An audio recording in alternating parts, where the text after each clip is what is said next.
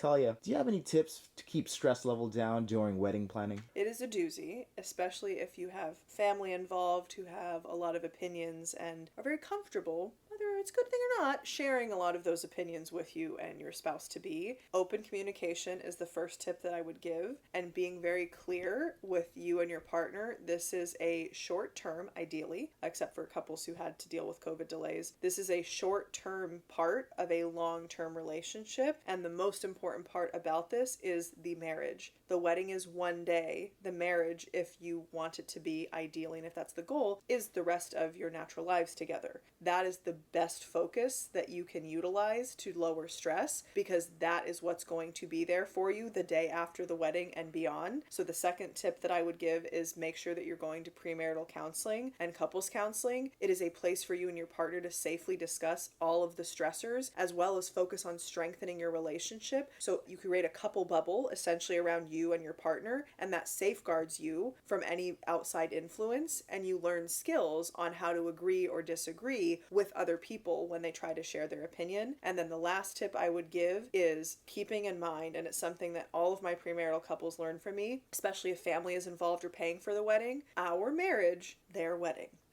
If you just write that off in your mind, and it's much easier. It's not that you don't get a say, of course, and it obviously is your wedding, but they're going to have a lot of opinions and projections of how they wanted their wedding to go, or what would have been nice, or what have you. You don't have to listen to that if you don't want to. And yes, that might look different if you don't receive their funding, or if they pull funding because they want your wedding to go a different way. Be realistic with that. What is the most important thing? In my opinion, it's the marriage at the end of it, not just the wedding day, obviously. So if you're thinking about that in context, keeping the communication strong, going to premarital or couples counseling to make sure you're on the same page, and keeping it in your mind's eye that this is one day of the rest of your lives. It's okay if nothing goes perfectly, and it's okay if things go really well. That is not the main focus. The main focus is on you and your partner coming together and building a very strong bond, again, that ideally lasts the rest of your natural lives.